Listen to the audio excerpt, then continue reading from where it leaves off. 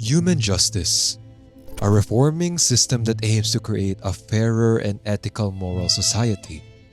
No cruelness, no injustice, no gimmicks, just purely for the betterment of its people.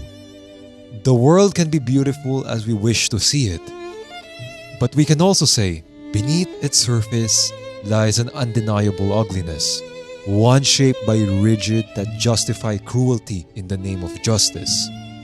I have a question. Can true justice ever exist in the world riddled with bias and cracks in its system? One governed by people who you can't really tell and see behind their mask if their intention in the first place was good or bad. To its extreme, this becomes the opposite of human justice, which is called absolute, or you can call it as blind justice, a ruthless enforcement of the law that seeks to eradicate evil at any cost, even if it means sacrificing innocent lives. We've seen the Marines portray this type of absolute or blind justice, such as the Buster Call in O'Hara where Nico Robin was born and the only survivor while wiping out all of its people, or the arc of Sabu the Archipelago where slavery is legally protected under the world government, specifically for the celestial dragons, who can buy, sell, and abuse people as they please. And one last example that I can put out there, because there's numerous amounts, is the fate of Tom, where he was sentenced to death despite being a respected shipwright by just simply building the Oro Jackson, which is Gold Roger's ship. There's more to touch upon from these examples, which we can talk about more in the future videos. But right now, let's get back to what we're talking about. It's rare to find a character with truly good intentions, especially within the Marines, an institution that preaches justice but then contradicts itself. We all know the system is riddled with flaws, with hidden forces manipulating the system from the shadows. But amidst all of this, there is one man who embodies what justice should be. Despite his shortcomings and imperfection, he remains unwavering in his ideals, choosing fairness over blind obedience, compassion over cruelty, even working within that very system he despises. He seeks to reform these shoddy practices on his own accord, and the person that I'm referring to is Admiral Issho Fujitora.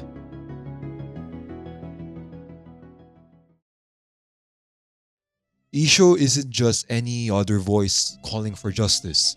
He's an admiral with a strong sense of morality, someone with the power to reshape the very system he criticizes, before he even worked in that very system. Unlike those who blindly uphold the status quo for the sake of their being, Issho wields it not to enforce tyranny but to dismantle it from within, even if it means defying the world government itself. Fujitora's character is beyond diverse and complex, though much of his past is not fully documented based on what Oda has revealed about his background at the time I'm recording this video. So far, only fragments of his past were revealed, which leaves so much room to be explored. But as we know, he possesses the ability of the Zushi no Mi, a Paramecia type devil fruit that grants him control over gravitational forces. This power enables him to manipulate gravity in various ways, both offensively and defensively. But as for the life of Issho, he was not born blind. In fact, due to how the world unraveled and disgusted by the cruelty, corruption, and evil he has witnessed, he intentionally chooses to blind himself in that regard, turning away from the world's ugliness, yet ironically seeing its injustices clearer than most.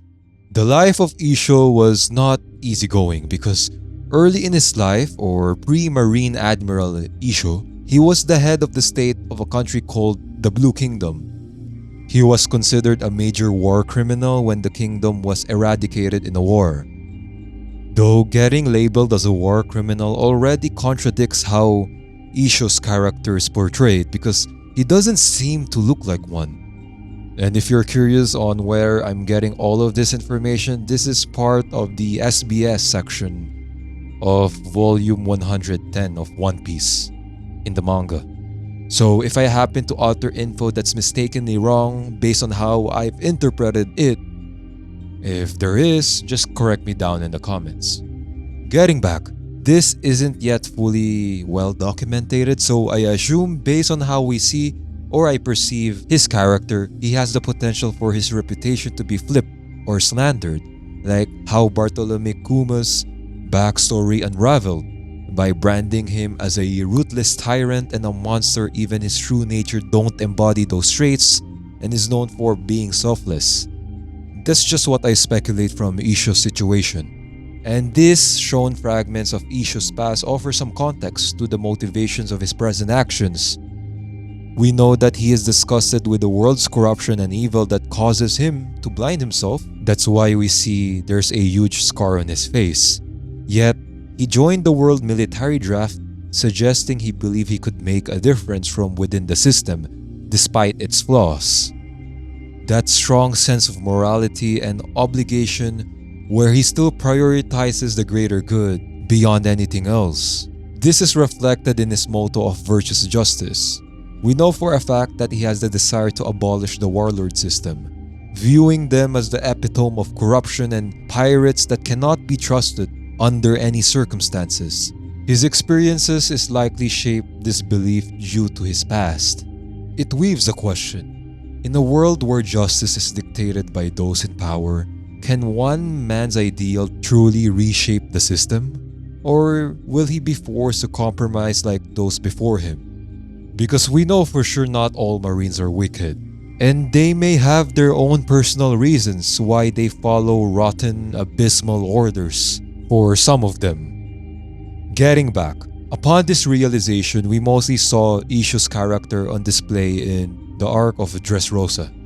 His first appearance depicted as a naive, blind gambler and maybe just another cog in the system, an unwavering Marine enforcing the law without question, which is not how I introduced him in the early parts of the video. Moreover, he was dispatched to deal with the alliance of Luffy and Trafalgar Law, who were targeting Doflamingo, and Isho's power alone made him a looming potential threat. But was he really just another servant of the world government? Or was there something deeper behind his actions?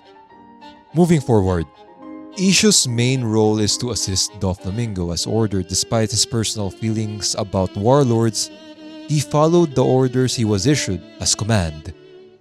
He also clarifies it to Doflamingo that his actions are primarily to ensure the safety of Dressrosa civilians and state his goal to abolish the warlord system.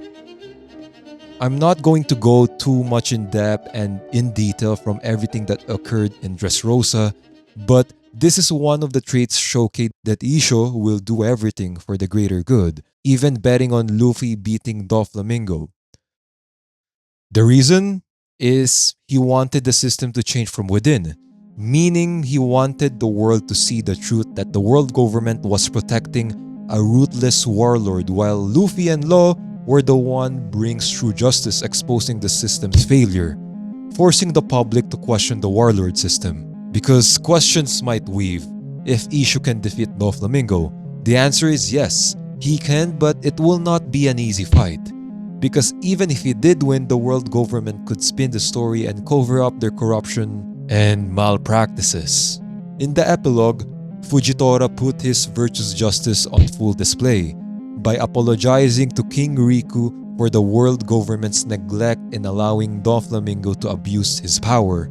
He states he has no right to preach about justice after allowing Doflamingo to do as he pleased. By openly apologizing to the citizens, he does something unheard of, acknowledging the Marines' flaws and mistakes instead of covering them up. But this act of defiance didn't go unnoticed because it led to a heated argument with the current fleet admiral Akainu. Because for the Marines, this wasn't justice, it was treason. As a result, he is forbidden from returning to any Marine base without Luffy and Law's head. Though even so, Isho was ordered to go after them, which he did. But seeing how the Dressrosa citizens thanking Luffy and finally claimed their freedom, Isho just settled and didn't go after them, develops a respect and admiration for Luffy, regretting his blindness from the start because he will never see Luffy's face, the future king of the pirates. This moment is pivotal because it cements his resolve. Fujitora isn't just a blind follower of justice, he seeks real, meaningful change. Jumping to the recent happenings of One Piece, Isho's effort did pay off and the warlord system was finally abolished.